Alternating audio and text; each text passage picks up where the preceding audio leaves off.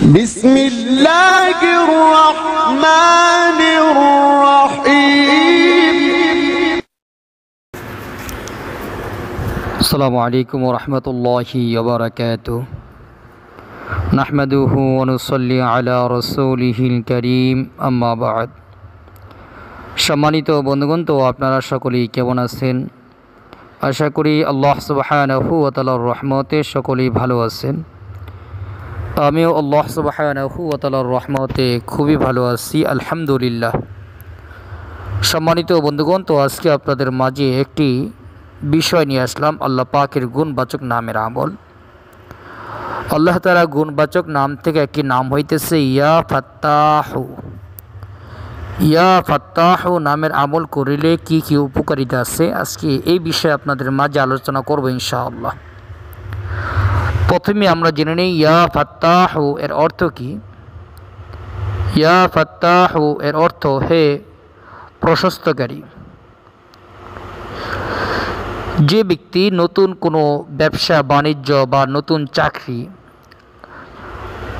শুরু করার সময় যদি অথবা কোনো গাছের বীজ বপন করার সময় প্রথমে কয়েকবার ইস্তেগফার ও দুরূদ শরীফ পাঠ করে এরপরে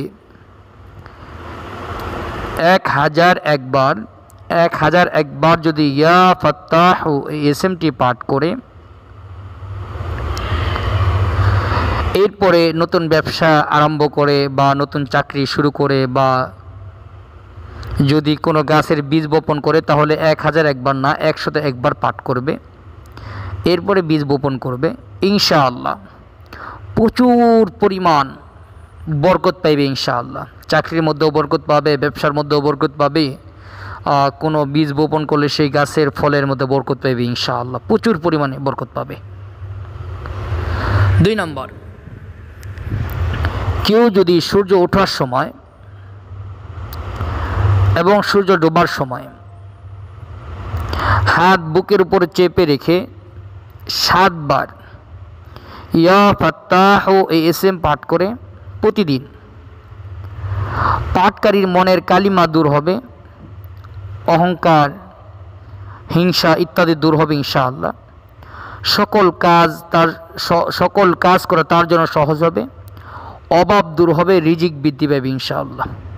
3 নম্বর, যাদের বিবাহ হইতেছে না এরা যদি ফজরের নামাজের পরে এবং মাগরিবের নামাজের পরে 11 বার ইস্তেগফার পাঠ করবে, 11 বার দুরূদ শরীফ পাঠ করবে, ডান হাত বাম পাশের বুকের উপরে রাইখা ইয়া ফাত্তাহু এসএমটি 41 বার পাঠ করবে, আবারও 11 বার ইস্তেগফার ও দুরূদ শরীফ পাঠ করবে, এরপর আল্লাহ পাকের নিকট খাস করে দোয়া করবে। এই আমলটি ফজরের নামাজের পরে এবং এশার মাগরিবের নামাজের পরে করবে। মহিলারা এবং পুরুষেরা একাধারে একবারে 41 দিন আমল করবে বা এর চাইতে একাধিক বেশি আমল করতে পারে, কমপক্ষে একাধারে 41 দিন আমল করবেন। মহিলারা যখন অসুস্থ হন, শারীরিক যে সমস্যা, তখন নামাজ পড়তে পারবেন না, কিন্তু এই আমলটি করতে পারবেন। কাজেই যাদের বিবাহ হইতেছে না তারা এই আমলটি করে দেখতে পারেন, ইনশাআল্লাহ ভালো ফলাফল পাইবেন। উত্তম জায়গা থেকে আল্লাহ তাআলা বিবাহের ব্যবস্থা করে দেবে ইনশাআল্লাহ।